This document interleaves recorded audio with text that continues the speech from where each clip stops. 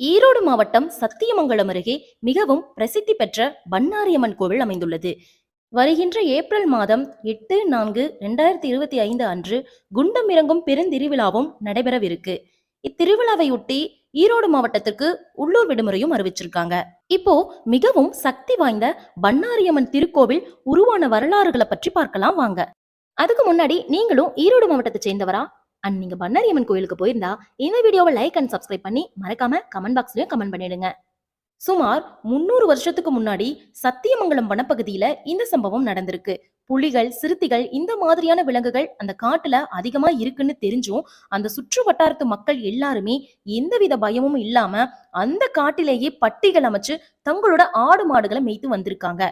அந்த பட்டிகள் நிறைந்த மாடுகளுக்கு மத்தியில ஒரே ஒரு காராம்பசு மாடு மட்டும் தன்னோட கன்றுக்கும் பால் தராம மற்றவர்களையும் பால் கறக்க விடாமலையும் தடுத்திருக்கு. இதே நிலை பல நாட்களாக தொடர்ந்து வந்திருக்கு. ஒரு நாள் அந்த மாடு மேய்க்கிற சிறுவன் அந்த மாட்டை பின்தொடர்ந்து அந்த மாடு என்ன பண்ணுதுன்னு கவனிச்சிருக்கான். அந்த மாடு கொஞ்ச தூரம் போய் ஒரு வேங்கை மரத்துக்கு அடியில நின்னு ஒரு குறிப்பிட்ட பகுதியில மட்டும் தானாவே பால் சுரந்துட்டு இருந்திருக்கு. இந்த அற்புதத்தை பார்த்துட்டு அந்த சிறுவன் ஓடி போய் அந்த ஊர் மக்கள்கிட்ட சொல்லியிருக்கான். ஊரே கூடி வந்து அந்த இடத்த வேடிக்கை பார்க்கறாங்க. அதுக்கப்புறம் சில பேர் சேர்ந்து அந்த மாடு பால் சுரந்த அந்த இடத்த மட்டும் சுத்தம் பண்ணி பார்க்கறாங்க. அந்த இடத்துல ஒரு சிறிய புற்றும் அதுக்கு பக்கத்திலேயே ஒரு சுயம்பு திருவுருவமும் காட்சி தர அதை கண்டு ரொம்ப ஆச்சரியப்படுறாங்க. அப்போ அந்த கூட்டத்துல இருக்க ஒருத்தருக்கு மட்டும் அருள்வாக்கு வந்து இத மாதிரி சொல்றாங்க.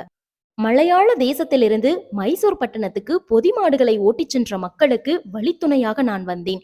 எழில் கொஞ்சம் இவ்வனப்பகுதி எனக்கு மிகவும் பிடித்து போனது. இங்கிருந்து செல்ல மனமில்லாமல் இங்கேயே தங்கிவிட்டேன். இந்த இடத்தில் எனக்கு ஒரு கோயில் கட்டி நீங்கள் வழிபட்டால் பண்ணாரி தாயாகி நான் உங்கள் அனைவரையும் காத்தருள்வேன் என்று அருள்வாக்கும் கொடுத்திருக்கு.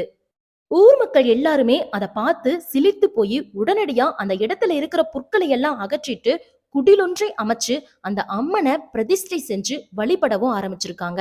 இந்த சம்பவம் திக்கெட்டும் பரவியது. பிற்காலத்துல ஊர் மக்கள் எல்லாரும் ஒண்ணு சேர்ந்து அன்னைக்கு விமானத்துடன் கூடிய கோயிலை எழுப்ப இன்றைக்கு அத்த மண்டபம், மகா மண்டபம், சோபன மண்டபம் என விரிவடைந்து மிக அற்புதமாக திகழ்கிறது பண்ணாரியம்மன் ஆலயம். அம்மன் சுயம்புவாக தோன்றிய இந்த கோயில் தெற்கு பார்த்து அமைஞ்சிருக்கிறது தான் தனிச்சிறப்பா இருந்துட்டு இருக்கு. இந்த கோயில விபூதி கிடையாது, புற்றுமண் தான் விபூதி பிரசாதமாக தரப்பட்டு இருக்கு. இப்போ பண்ணாரியம்மனோட மெய் சிலருக்கு வைக்கிற புராண வரலாற்றையும் பார்க்கலாம். அக்காலத்துல வண்ணார் சமுதாயத்தை சார்ந்த கணவனும் மனைவியும் துணி துவைக்கிறதுக்காக ஒரு பெரிய மலைக்கு கீழே இருக்க ஒரு ஆத்துக்கு எடுத்துட்டு போறாங்க. அப்போ அந்த பெண் நிறைமாத கர்ப்பிணியாவும் இருந்திருக்கா. அப்போ துணி துவைச்சிட்டு இருக்கும்போது கடுமையான மழை பெஞ்சிட்டு இருந்திருக்கு. அந்த சமயத்துல அந்த பெண்ணுக்கு பிரசவ வலியும் ஏற்படுது. அதுக்கப்புறம் அவளோட கணவன் என்ன பண்றதுன்னு தெரியாம அவர் கொண்டு வந்த அந்த சேலைகளையே நாலாபுரமும் கட்டி அவரோட மனைவிக்கு அவரே பிரசவம் பார்த்திருக்கிறாரு. அதுக்கப்புறம் ஒரு குழந்தைய மட்டும் தூக்குறாங்க, இன்னொரு குழந்தைய அவங்க 2 பேருனாலையும் தூக்கவே முடியல. அதுக்கப்புறம் அந்த குழந்தைய அருகில் இருந்த தாளையில வச்சுட்டு ஊர் கவுண்டர் கிட்ட போய் நடந்ததை சொல்றாங்க. அதுக்கப்புறம் அவங்களும் போய் அந்த குழந்தைய தூக்கி பாக்குறாங்க, அவங்கனாலையும் அந்த குழந்தைய தூக்கவே முடியல. அதுக்கப்புறம் ஒரு இரும்பு கடப்பாரை வச்சு அந்த குழந்தை இருக்கிற தாலிய தூக்க முயற்சிக்கும் போது அந்த குழந்தையோட வலது மார்புல அந்த கடப்பாரை பட்டு ரத்தம் கசிய ஆரம்பிச்சிருக்கு. இதத்தான் இப்ப வரையும் பூஜையில உன்னிப்பா கவனிச்சா அந்த அம்மனோட வலது மார்புல சிறு காயங்கள் இருப்பதை பார்க்கலான்னு சொல்றாங்க. அந்த தாலியின் உள்ளே இருந்த குழந்தைய காலையில சென்று பார்க்கும்போது அந்த பெண் குழந்தை அம்மன் வடிவாகவே எழுந்தருளி இருந்திருக்கு. இதைத்தான் அம்மனே கனவில் வந்து தனக்கு திருவிழா நடத்த வேண்டும் என்று கூறியதாக வரலாறும் கூறுது.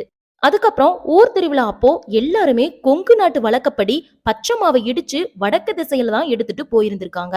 ஆனா அந்த சலவ தொழிலாளர் பெண் மட்டும் தன்னோட குடும்ப வறுமை காரணமாக பச்சை மாவுக்கு பதிலா புளியங்கொட்டையை இடிச்சு அதுல மாவு செஞ்சு தெற்கு நோக்கி கொண்டு போயிருக்கா. அந்த புளி மாவுக்காக அம்மனே வடக்கிலிருந்து தெற்கு நோக்கி திரும்பி காட்சியளிச்சிருக்கு. அதனாலதான் இன்றளவும் இந்த கோயிலோட அமைப்பு தெற்கு நோக்கி அமைஞ்சிருக்கு. இக்கோயிலின் குண்டம் திருவிழா தமிழ்நாட்டில் மிக புகழ் பெற்றது. குண்டம் இறங்கும் திருவிழாவில் பக்தர்கள் காடுகளுக்கு போய் மரம் வெட்டி கொண்டு வந்து மலை போல் குவித்து அவற்றை எரித்து 8 அடி நீளம் கொண்ட அக்னி குண்டமாக்கி விடுவார்கள். முதலில் தலைமை பூசாரி இறங்கி நடந்து செல்வார். பின்பு லட்சக்கணக்கான பக்தர்கள் அக்னி குண்டம் இறங்குவார்கள். காலை 4 மணி முதல் மாலை வரை பக்தர்கள் தொடர்ந்து அக்னி குண்டம் இறங்குவது மெய்சிலிர்க்க வைக்கும் காட்சியாக அமைஞ்சிருக்கும். கடைசியாக ஆடு மாடு போன்ற கால்நடைகளையும் பக்தர்கள் குண்டமிறக்கி நடக்க வைப்பார்கள். தமிழ்நாடு தவிர கர்நாடக மாநில மக்களிடையேயும் பெரிய அளவுல புகழ்பெற்ற தலம்தான் இந்த பண்ணாரியம்மன் கோவில்.